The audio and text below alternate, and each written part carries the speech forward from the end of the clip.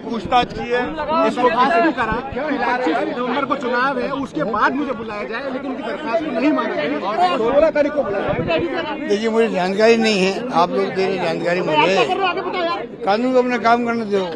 अगर मान लो ईडी ने दे दिया है, पूछताछ की है, जवाब दिया होगा उन्होंने, टाइम मांगा होगा, टाइम नहीं दिया है, सोच समझ के नहीं दिया होगा, मैं कैसे कह सकता हूँ? कुछ मुझे कुछ पता नहीं है। कानून को अपना काम करने दो। ईडी ने नोटिस दिया है, वो हाजिर हो गए हैं, जवाब दे दिया होगा, और अब आगे और डेट दी उनको, और रिक्वेस्ट पेपर करो तो की होगी, जैसे आप मुझे बता रहे हो। मैं तो बाहर निकले हूँ मीटिंग से, उन्होंने रिक्वेस्ट की है कि चुनाव के बाद बुलाओ मुझे, उन्होंने स्वीकार कर दिया होगा, तो मैं उस पर क्या कर सकता हूँ? कानून अपना काम करेगा। लेकिन मैं कह सकता हूँ कि कोई दम नहीं है नोटिस के अंदर, सिंपल नोटिस है, सिंपल इन्फॉर्मेशन मांगी गई है। जो कुछ हो रहा है पॉलिटिकल मैसेज आए, पीसीसी प्रेसिडेंट के छापे पड़ गए हैं, मुख्यमंत्री के सन के ऊपर छापे पड़ गए हैं, उनको बुला लिया गया है, तो पॉलिटिकली कैसे माइलेज लें उस काम को लगे मैं ईडी वाले, क्योंकि ऊपर दबाव उनके ऊपर है, इससे कोई फर्क नहीं पड़ने वाला। बल्कि वहाँ राजस्थान भर के अंदर जब से खबर आई है कि आपने ईडी ने बुलाया नोटिस दे करके, 12 साल पहले का केस खत्म हो चुका, खत्म केस था ही नहीं पहले बात, तो कोई केस ही नहीं था। एक मिस्टर किरीट सोमैया बोलते थे 12 साल पहले, घूम करके वो हम सुनते थे, उन बातों को लेकर बुला लिया गया। प्रदेश कांग्रेस अध्यक्ष की एक बड़ी पोस्ट होती है, हमारा पार्टी अध्यक्ष हैं, पेपर लिख के मैंने उनके घर में घुस गए और पूछताछ की नहीं उनसे, उन्हें पूछताछ नहीं की, ना बयान लिए उनके, और दिन में बैठे रहे वहाँ पर। आप सोच सकते हो कि ये पूरा पॉलिटिकल खेल है बीजेपी का, और उससे बहुत बड़ा रिएक्शन राजस्थान के अंदर गांव-गांव में पहुंचा है रिएक्शन।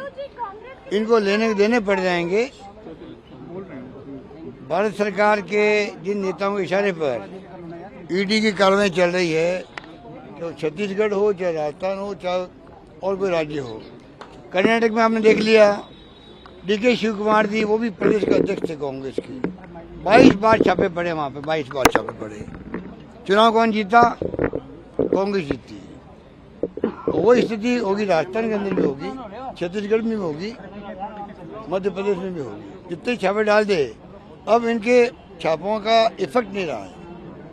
ये कोई जमाना था सीबीआई पहुंच जाए कहीं पर, इनकम टैक्स रेड हो जाए, ईडी पहुंच जाए, तो समाज भी उसको बहुत बुरा मानता था। ये पता नहीं इन्होंने कितने बड़े क्या घोटाले कर दिए होंगे।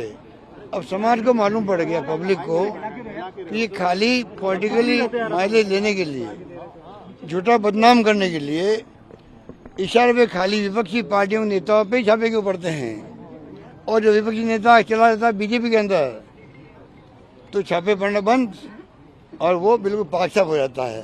तो ये पूरी जनता को मालूम कर चुका है, जितना ये ऐसे काम करेंगे उतना फायदा हमें मिलेगा, इतना कह सकता हूँ। आपने ईडी के देखा है टाइम मुझे इतना आई है वहाँ से, ईडी के डायरेक्टर से, सीबीआई के डायरेक्टर से, और सीबीडी चेयरमैन से मैंने टाइम मांगा है, उनमें 2 का जवाब है, मेरे ख्याल जवाब आया है कि अब इलेक्शन में कोड ऑफ कंडक्ट है, इसलिए हम उसके बाद में मिलेंगे आपसे। जबकि कोड ऑफ कंडक्ट का कोई तुक नहीं है।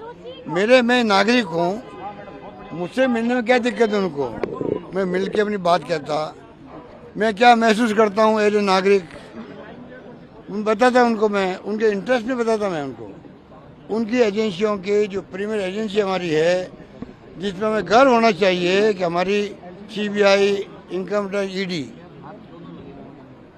इकोनॉमिक ऑफेंसेस को कंट्रोल करती है। आज मैंने कहा मेहुल चौकसी हो, नीरव मोदी हो, विजय माल्या हो, आज 8-9 साल हो गए उनको भागे हुए। कई नीरव मोदी पैदा हो गए हैं, विजय माल्या पैदा हो गए देश के अंदर, उन पे ध्यान नहीं जा रहा ईडी का, इनकम टैक्स का, सीबीआई का। तो आप सोच सकते हैं आज कितने नए नए पैदा हो गए इकोनॉमिक ऑफेंस करने वाले। उनकी बजाय पॉलिटिकल पर्सनालिटीज पे आप दावा बोल के, उनको तंग करके, उनके घरों में घुस करके, नोटिस दे करके आप देश की जनता का ध्यान डाइवर्ट कर रहे हो। जैसे कि यहाँ पे आर्थिक अपराध है ही नहीं देश के अंदर, आर्थिक अपराध मोदी ने खत्म कर दिया है। इसका मतलब क्या हुआ? आर्थिक अपराध, मोदी जी की इतनी अच्छी नीतियां हैं, इतनी अच्छी कार्रवाइयाँ हैं, देश में अब आर्थिक रूप से कोई अपराध हो ही नहीं रहा है, अनियमितता हो ही नहीं रही फाइनेंशियल, और खाली जो पॉलिटिशियन हैं उनके ऊपर छापे पड़ रहे हैं, पूरी तरह एक्सपोज हो रहे हैं।